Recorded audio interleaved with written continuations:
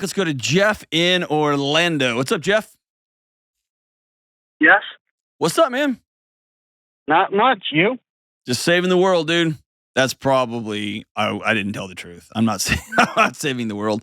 I'm podcasting. What's up, man? Not much.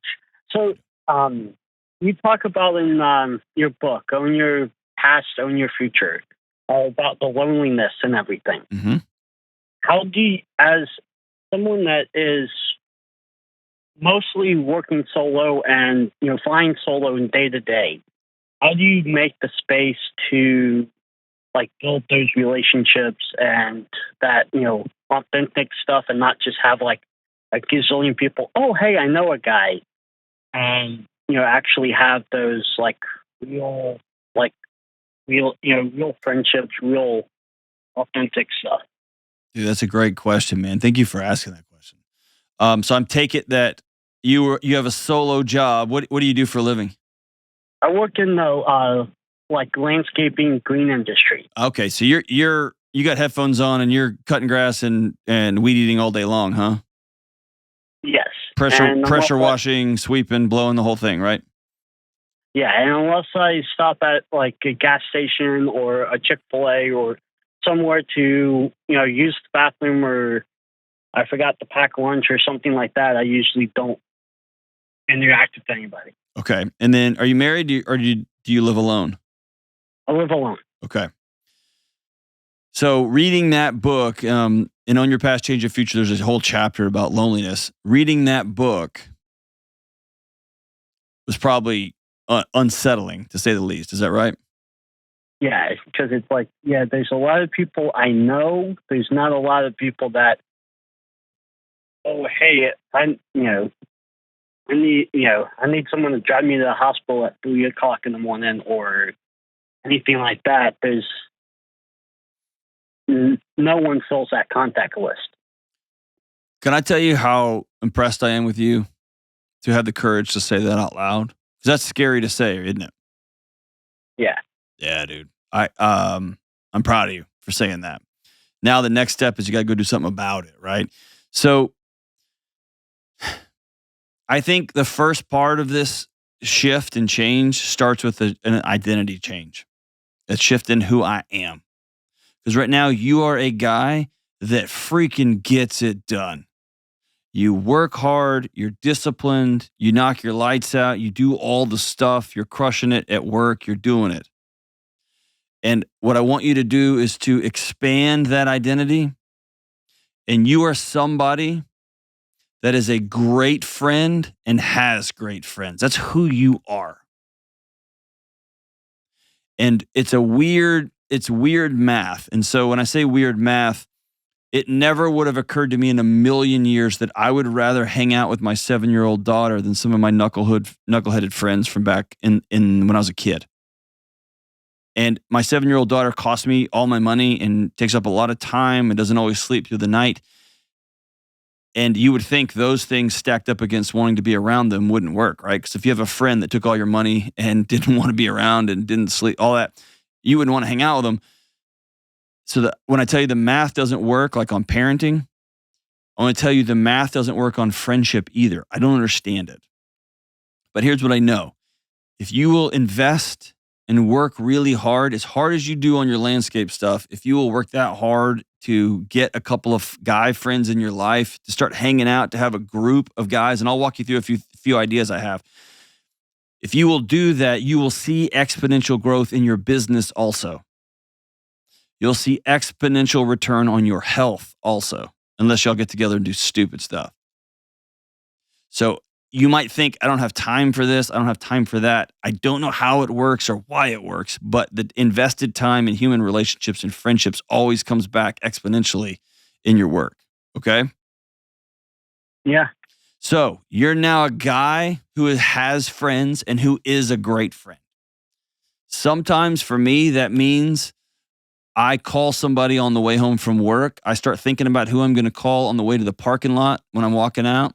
And we just chat on the phone. It could be people from all over the United States, all from childhood, from when I was a little kid to just a few years ago. but I'll call somebody on the way home just to check in and chat and see how things are going. Another one is you can build time into gathering places, because a cornerstone of having friends is shared experiences. So it might be the gym, it might be a softball league, it might be playing chess. Start teaching guys at your local church, like, hey, I'm doing a how to fix your mower, how to do pressure washing class after church if y'all want to come hang. Another thing might be is once a week, you dedicate one half of a Saturday to going around and mowing lawns for people who don't have any money. And you invite some guys from, your church or from wherever to come with you. And what you're doing is you're doing shared experiences, and then everybody pitches in and y'all get pizza or y'all go grab lunch when it's all over. Here's all I can say is this: you have to be hyper extra intentional about it. So when I tell you that, I know you've already thought of some of those things. What is your pushback? Like, does it sound stupid or pie in the sky when I say those things? Well, it's probably just the maybe I almost want to say the laziness of going.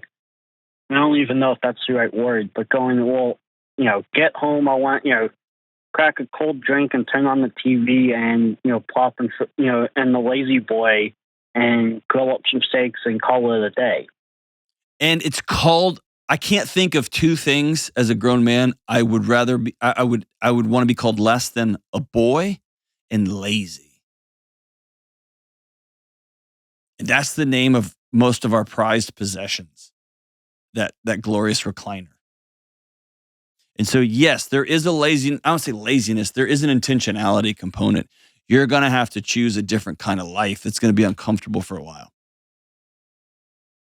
My promise is if you get 2 or 3 guys that are coming over having steaks with you a couple times a week, and they're bringing some of the steaks, and then one of them shows up with catfish and one of them shows up with venison, whatever, and y'all are laughing and carrying on and playing cards instead of just watching TV, you will find a richness in your life that you didn't know existed.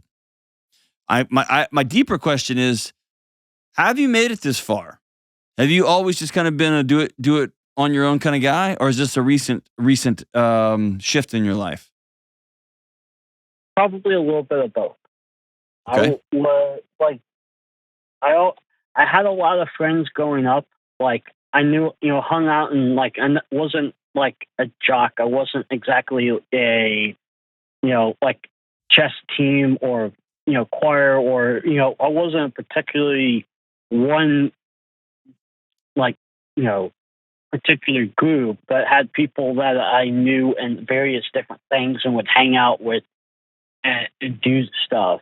But it was probably always like at least the feeling of, oh, I'm the, kind of like the wallflower of on the outside looking in. Can I ask you a hard question, Jeff? Sure. Why don't you think you're worth having friends?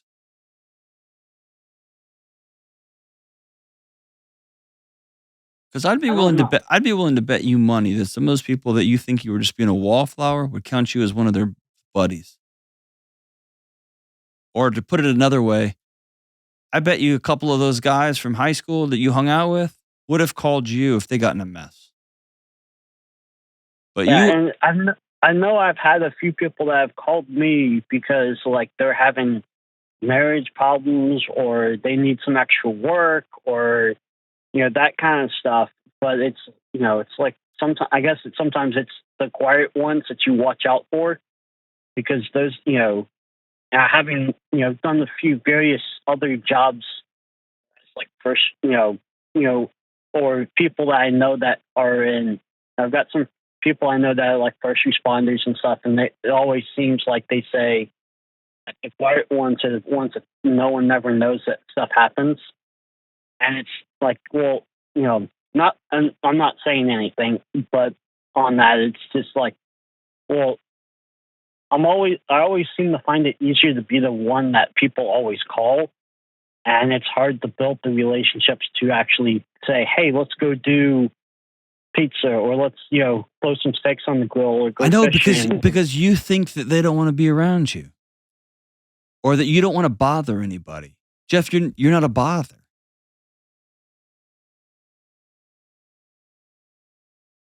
You have to look inside internally and believe that people are going to be blessed by having you in their life, not the other way around.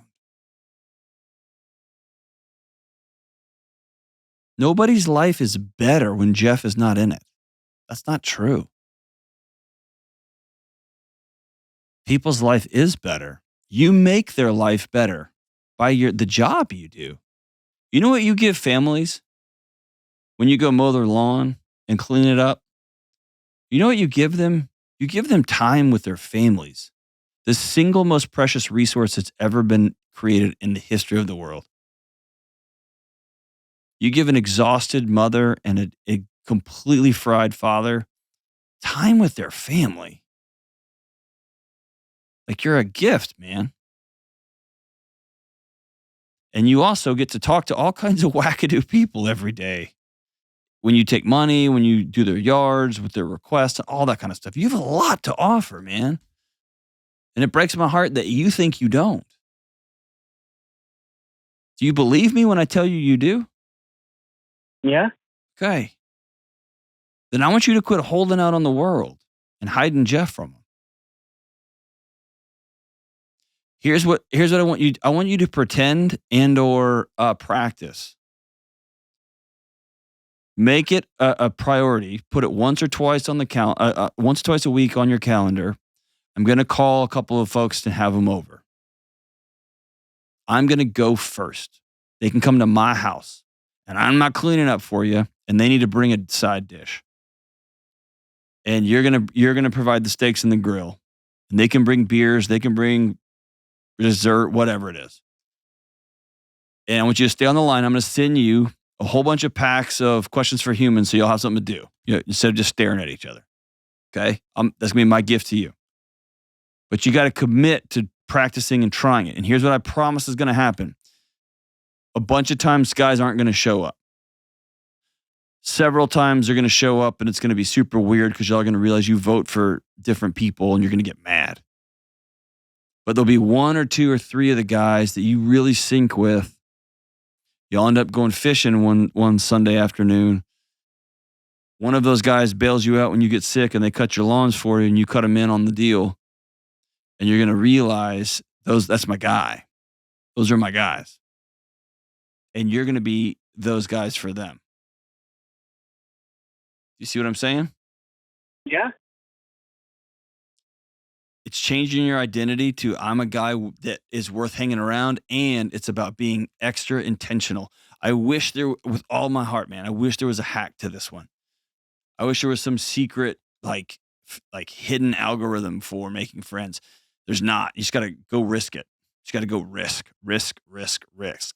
And understand that if you just go home from work every day to your lonely apartment, crack open a beer, turn on the TV, and hang out with Ted Lasso and all the cast of The Office instead of hanging out with real people, your life is going to be shorter than other people. And more importantly, it's going to be less rich and less engaged and less joyful. It's not going to be a whole life. And it's not a matter of if, it's a matter of when the storms come. You will need other people. Other people are your emergency fund for life. You will need them standing by your side. So, I say this from the bottom of my heart, Jeff. You're worth being friends with. Go make friends.